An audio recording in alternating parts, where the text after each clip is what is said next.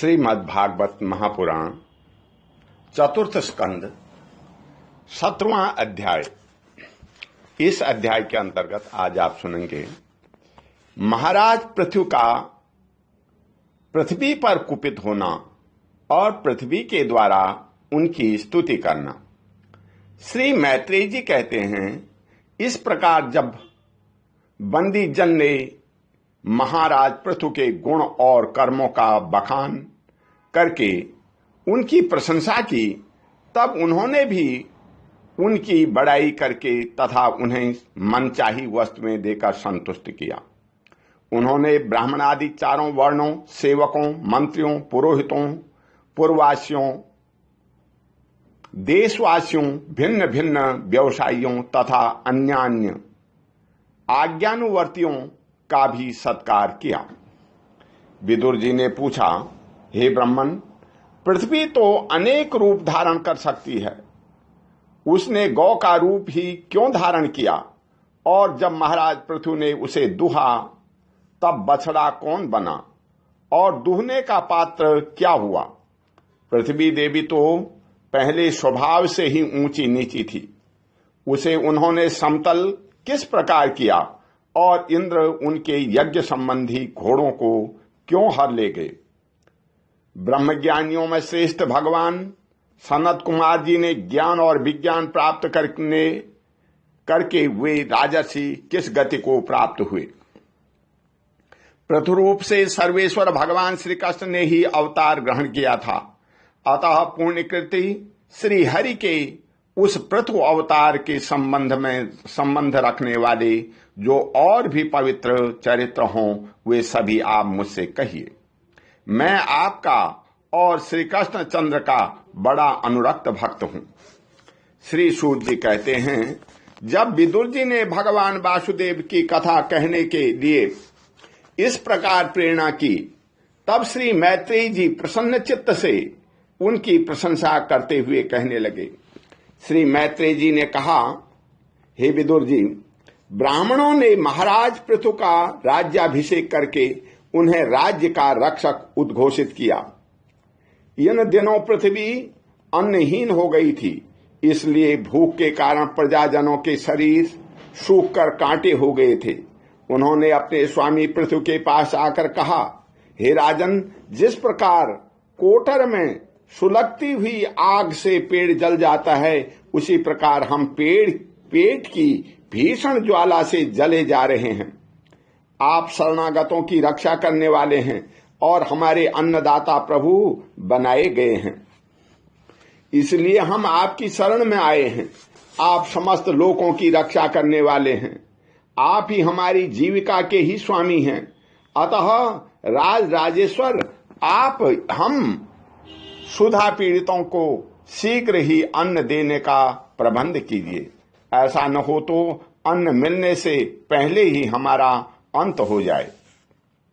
श्री मैत्रेय जी कहते हैं, कुरुवर प्रजा का करुण क्रंदन सुनकर महाराज पृथु बहुत देर तक विचार करते रहे। अंत में उन्हें अन्नाभाव का कारण मालूम हो गया। पृथ्वी ने स्वयं ही अन्न और औषध्यादि को अपने भीतर छिपा लिया है। अपनी बुद्धि से इस बात का निश्चय करके उन्होंने अपना धनुष उठाया और त्रिपुर विनाशक भगवान शंकर के सामने अत्यंत क्रोधित होकर पृथ्वी को लक्ष्य बनाकर बाण चलाया। उन्हें शस्त्र उठाए देख पृथ्वी कांप उठी और जिस प्रकार व्याध से के पीछा करने पर हरिणी भागती है, उसी प्रकार वह डरकर गौ का रूप धारण करके भागने लगी। यह देखकर महाराज पृथु की आंखें क्रोध से लाल हो गई। वे जहां जहां गई वहां वहां धनुष पर बाण चलाए उसके पीछे लगे रहे। दिशा विदिशा, स्वर्ग, पृथ्वी और अंतरिक्ष में जहां जहां भी वह दौड़ कर जाती, वहीं उसे महाराज पृथु हथियार उठाए अपने पीछे दिखाई देते। जिस प्रकार मनुष्य को मृत्यु से कोई नहीं बचा सकता, उसी प्रकार उसे त्रिलोकी में बेन पुत्र पृथु से बचाने वाला कोई भी न मिला।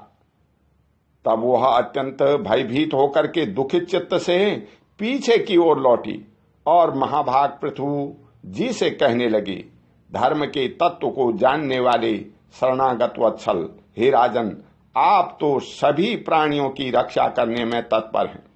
आप मेरी भी रक्षा कीजिए। मैं अत्यंत दीन और निरपराध हूं। आप मुझे क्यों मारना चाहते हैं?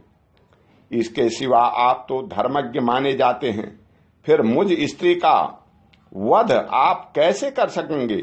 स्त्रियां कोई अपराध करे तो साधारण जीव भी उन पर हाथ नहीं उठाते, फिर आप जैसे करुणामय और दीन वत्सल तो ऐसा कर ही कैसे सकते हैं? मैं तो एक सुदृढ़ नौका के समान हूं। सारा जगत मेरे ही आधार पर स्थित है। मुझे तोड़कर आप अपने को और अपनी प्रजा को जल के ऊपर कैसे रखेंगे? महाराज पृथु ने कहा, हे पृथ्वी, तू मेरी आज्ञा का उल्लंघन करने वाली है। तू यज्ञ में देवता रूप से भाग तो लेती है, किंतु उसके बदले में हमें अन्न नहीं देती। इसलिए आज मैं तुझे मार डालूंगा। तू जो प्रतिदिन हरी भरी घास खा जाती है और अपने थन का दूध नहीं देती, ऐसी दुष्टता करने पर तुझे दंड देना अनुचित नहीं कहा जा सकता। तू नासमझ है। तूने काल में ब्रह्मा जी के उत्पन्न किए हुए अन्नादि के बीजों को अपने ही में ही लीन कर लिया है और अब मेरी भी परवाह न करके उसे अपने गर्भ से निकालती नहीं। अब मैं अपने बाणों से तुझे छिन्न भिन्न कर तेरे मैदे से इन सुधातुर और दीन प्रजाजनों का करुण क्रंदन शांत करूंगा। जो दुष्ट अपना ही पोषण करने वाला तथा अन्य प्राणियों के प्रति निर्दय हो, वह पुरुष, स्त्री अथवा नपुंसक कोई भी हो, उसका मारना राजाओं के लिए न मारने के से ही के समान है। तू बड़ी गर्वीली और मदोन्मत्ता है। इस समय माया से ही यह गौ का रूप बनाए हुए है। मैं बाणों से तेरे टुकड़े टुकड़े करके अपने योग बल से प्रजा को धारण करूंगा। इस समय राजा पृथु काल की भांति क्रोधमयी मूर्ति धारण किए हुए थे। उनके ये शब्द सुनकर धरती कांपने लगी और उसने अत्यंत विनीत भाव से हाथ जोड़कर कहा। पृथ्वी ने कहा, आप साक्षात परम पुरुष हैं तथा अपनी माया से अनेक प्रकार के शरीर धारण कर गुणमय जान पड़ते हैं। वास्तव में आत्मानुभव के द्वारा आप अधिभूत, आध्यात्म और आधिदैव संबंधी अभिमान और उससे उत्पन्न हुए राग द्वेषादि से सर्वथा रहित हैं। मैं आपको बार बार नमस्कार करती हूँ। आप संपूर्ण जगत के विधाता हैं। आपने ही यह त्रिगुणात्मक सृष्टि रची है और मुझे समस्त जीवों का आश्रय बनाया है। आप सर्वथा स्वतंत्र हैं। हे प्रभु, जब आप ही अस्त्र शस्त्र लेकर मुझे मारने को तैयार हो गए, तब मैं और किसकी शरण में जाऊं? कल्प के आरंभ में आपने अपने आश्रित रहने वाली अनिर्वचनीय माया से ही इस चराचर जगत की रचना की थी और उस माया से ही आप इसका पालन करने के लिए तैयार हुए हैं। आप धर्मपरायण हैं, फिर भी मुझे गोरूप धारिणी को किस प्रकार मानना चाहते हैं? आप एक होकर भी मायावश अनेक रूप जान पड़ते हैं तथा आपने स्वयं ब्रह्मा को रचकर उनसे विश्व की रचना कराई है। आप साक्षात सर्वेश्वर हैं। आपकी लीलाओं को अजितेंद्रिय लोग कैसे जान सकते हैं? उनकी बुद्धि तो आपकी दुर्जय माया से विक्षिप्त हो रही है। आप ही पंचभूत इंद्रिय, उनके अधिष्ठात्र देवता, बुद्धि और अहंकार रूप अपनी शक्तियों के द्वारा क्रमशः जगत की उत्पत्ति, स्थिति और संहार करते हैं। भिन्न भिन्न कार्यों के लिए समय समय पर आपकी शक्तियों का आविर्भाव, तिरोभाव हुआ करता है। आप साक्षात परम पुरुष और जगत विधाता हैं। आपको मेरा नमस्कार है। अजन्मा प्रभो, आप ही अपने रचे हुए भूत, इंद्रिय और अंतःकरण रूप जगत की स्थिति के लिए आदि वरा रूप होकर के मुझे रसातल से जल के बाहर लाए थे। इस प्रकार एक बार तो मेरा उद्धार करके आपने धराधर नाम पाया था।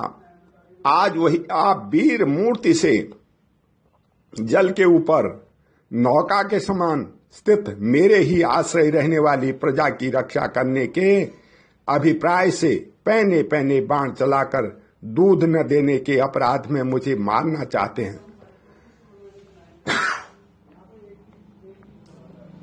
इस त्रिगुणात्मक दृष्टि की रचना करने वाली आपकी माया से मेरे जैसे साधारण जीवों के चित्त मोहग्रस्त हो रहे हैं। मोह जैसे लोग तो आपके भक्तों की लीलाओं का भी आशय नहीं समझ सकते। फिर आपकी किसी क्रिया का उद्देश्य न समझे तो इसमें आश्चर्य ही क्या है। अतः जो इंद्रिय संयम आदि के द्वारा विरोचित यज्ञ का विस्तार करते हैं, ऐसे आपके भक्तों को भी नमस्कार है। ओम शांति। बोलो श्री कृष्ण भगवान की जय।